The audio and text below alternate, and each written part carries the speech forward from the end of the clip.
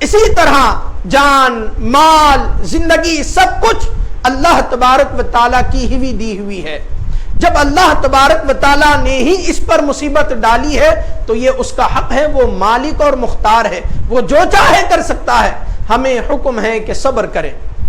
اچھا، جان تو اسی کی تھی، اسی نے لے لی، ہم نے صبر کیا، لیکن یہ اس کا کرم دیکھیں کہ صبر کیا تو یہ نہیں کہتا کہ میری چیز تھی میں نے لے لی، تو نے صبر کیا بس ختم، نہیں، فرماتا ہے کہ تو نے صبر کیا ہے بندے، اور عطا کروں گا، اور نعمتوں کی بارش کر دوں گا، تیرے گناہ بخش دوں گا، تیرے گناہ معاف کر دوں گا۔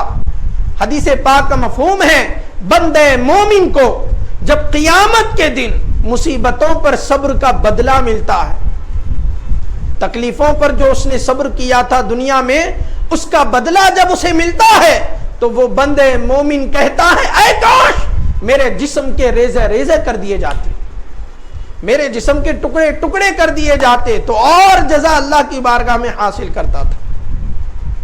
وہ رشک کرے گا اس جزا پر جو جزا رب کی طرف سے اسے ملے گی۔ محترم بزرگوں اور دوستوں، یقیناً مصیبت آتی اللہ تبارک و تعالیٰ کی ہی طرف سے ہے، لیکن ظاہر سی بات ہے ایک اللہ کی سنت ہے، ایک اللہ کی قدرت ہے۔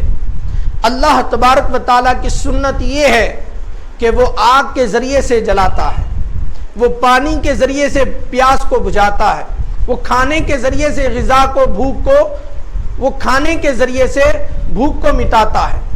یہ اس کی سنت ہے، لیکن اس کی قدرت یہ ہے کہ اگر وہ چاہے تو بغیر آگ کے بھی جلا دے، اگر وہ چاہے بغیر پانی کے بھی پیاس کو بجھا دے، اگر وہ چاہے تو بغیر غذا کے بھی بھوک کو مٹا دے۔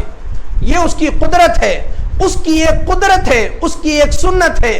اس کی سنت اس نے رکھے ہیں اسباب کہ بندوں یہ اسباب ہیں، یہ اچھے اسباب ہیں، ان اسباب کے پاس جاؤ گے تو تمہیں بھلائیاں ملیں گی، اور ان اسباب کے پاس جاؤ گے تو تمہیں برائیاں ملیں گی۔ اور اللہ تبارک و تعالیٰ نے انسان کو اختیار دے رکھا ہے، اختیار بھی پورا نہیں دیا، ایک قسم کا اختیار دیا ہے۔ اس کی بہترین تمثیل بیان کی جاتی ہے کہ انسان ایک پاؤں پر ٹھہر سکتا ہے، یہ اختیار ہے۔ ایک پاؤں پر ٹھہرنے کا جتنا اختیار ہے اتنا ہی اختیار بندے کے پاس اللہ تبارک و تعالیٰ کا، باقی اختیار اللہ نے بندے کو نہیں دیا۔ ہاتھ پاؤں پر اختیار ہے لیکن معدے پر کوئی اختیار نہیں ہے، دل پر کوئی اختیار نہیں ہے، یعنی ظاہری اعضاء پر تو اختیار ہے، باطنی اعضاء پر کوئی اختیار نہیں ہے۔ اسی طرح ظاہری اعضاء پر بھی جو اختیار ہے اس کی بھی ایک حد ہے، ایک لمٹ ہے، ایک لمٹ ہے۔ آنکھوں پر اختیار ہے، جو چاہے دیکھ سکتا ہے، لیکن جب روشنی کم ہو جائے گی، بینائی کم ہو جائے گی، قوت بینائی کم ہو جائے گی تو ظاہر سی بات ہے کہ اس پر اختیار نہیں ہے کہ پھر یہ اپنی بینائی کو تیز کر لے۔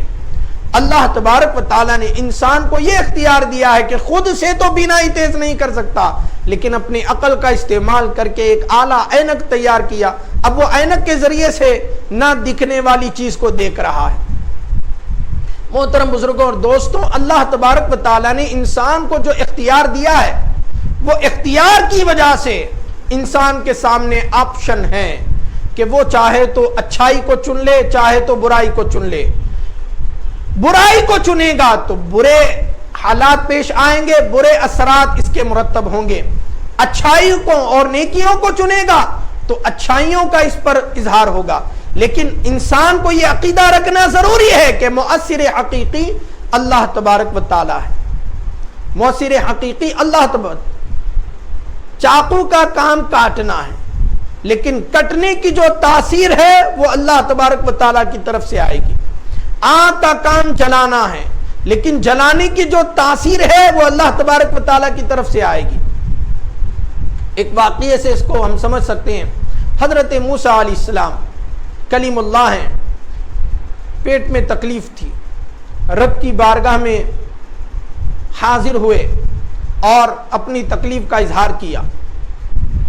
اللہ کے جو خاص بندے ہوتے ہیں وہ دنیا والوں کے سامنے کچھ درد نہیں سناتے، اللہ کے سامنے درد سناتے ہیں۔ ہمارا حال یہ ہے کہ ہم ساری دنیا میں ڈھنڈورا پیٹیں گے اپنی مصیبتوں کا، تکلیفوں کا، لیکن کبھی رات کے پہر اٹھ کر اسے نہیں سنایا کہ مجھے کیا تکلیف ہے، حضرت موسیٰ علیہ السلام اللہ کے محبوب بندے تھے، رب کی بارگاہ میں جب تکلیف کا اظہار کیا، اللہ تبارک و تعالی نے فرمایا کہ موسیٰ جاؤ فلاں درخت کی بوٹی کو استعمال کرو، تمہارا درد کم ہو جائے گا۔ موسیٰ علیہ السلام گئے، اس بوٹی کو کھایا، شفا یاب ہو گئے۔ اتفاق سے کچھ وقت گزرا، کچھ دن گزرے، پھر پیٹ میں درد ہوا تو سیدھے گئے بوٹی کا استعمال کیا، لیکن وہی بوٹی کھائی جو اللہ نے حکم دی تھی، مگر شفا نہیں ملی، الٹا درد اور بڑھ گیا۔ پھر رب کے حضور حاضر ہوئے، اظہار کیا درد کا، رب نے فرمایا موسیٰ جاؤ بوٹی کھا لو۔ حضرت موسیٰ علیہ السلام نے عرض کیا مولا میں بوٹی کھا کر آیا ہوں مگر میرے تکلیف میں اضافہ ہے۔ اللہ نے فرمایا موسیٰ بوٹی تو ذریعہ تھی، اصل شفا دینے والے تو ہم تھے۔ جب ہم نے تمہیں وہاں بھجایا تھا اس میں ہم نے تاثیر دے رکھی تھی، تو تم نے کھایا، استعمال کیا، اس تاثیر کی وجہ سے تمہیں شفا مل گئی، لیکن اب تم خود سے گئے تھے، اس میں شفا نہیں تھی، اب ہم تمہیں بھجا رہے ہیں، جاؤ استعمال کرو، اس میں شفا کی تاثیر دیں گے۔ اصل شفا دینے والے ہم ہیں، بوٹی تو ذریعہ تھی، ذریعہ تھی۔ اور قرآن مجید نے جیسے کہ فرمایا وَلَلْآخِرَةُ خَيْرٌ لَكَ مِنَ الْأُولَىٰ، آخرت تمہارے لیے زیادہ بہتر ہے دنیا کے بمناسب۔